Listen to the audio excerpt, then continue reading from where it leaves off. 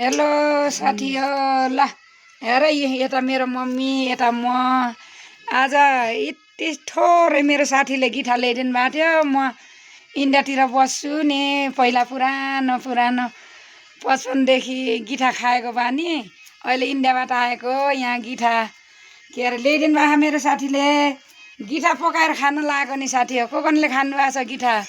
ल मलाई सम्पर्क राख्नु है, म आउँदाखेरि ल्याइदिन्छु थोरै भयो भने। मेरो साथीले यहीँ गाउँमा बस्नुहुन्छ, मेरो साथीले के अरे गिठा ल्याइदिएर आउनुभयो। आज गिठा खाने कार्यक्रम छ है, हेर्नु त। अब गिठा है, मेरो मम्मीले गिठा चना बनाइरहनु भयो। अहिले फेरि यहाँ खरानिया पकाएर खाने हो साथी, हेर्नु न। के गर्ने, पहिला पहिला यहाँ नेपालमा बसेको बानी, अब गिठा खाएको बानी। हेर्नु त, यस्तो खान मन लागेर यहाँ मेरो साथीमा बाटो खन्न जाँदाखेरि ल्याइदिएको नि। अझै गिठा खान मन लाग्यो भनेर।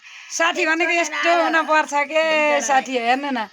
तपाईँहरूले पनि कोले खानु भयो गिठा? ल के अरे सम्पर्क राख्नु होला है। म आउँदाखेरि यति भए पनि चरसमा भए पनि ल्याइदिएर आउँछु के, टिपनमा चरसमा भए पनि ल्याइदिएर आउँछु है साथी। यता मेरो मम्मीले काटिरहनु भयो, पकाएर ल्याइदिएर आउँछु। हेर्नु के गर्ने, पहिला पहिला खाएको बानी, अब इन्डियातिर नपाइने गिठा। अब पाहाड घरमा त यस्तो गिठा खाइयो, गिठा खाएको बानी एकदमै खान मन लाग्ने कि। यता मैले यति तासहरू भेट्छु, यता अब मम्मीले यता चना बनाउँदै हुनुहुन्छ गिठाको। अहिले पकाएर खान पर्ला भनेर सोखले के। हेर्नु न के गर्ने, अब इन्डियातिर किनौँ भने पनि पाइन्न। अब आफ्नो नेपालमा आएर यति भए पनि चाखौँ भनेर मेरो साथीले बाटो खन्न जाँदाखेरि खनेर ल्याइदिएर झाङ्लेमा ल्याइदिएको कि। अझै यहाँ ल्याइदिएको, आज पकाउँदैछौँ साथी हो। ल आउनु गाइस।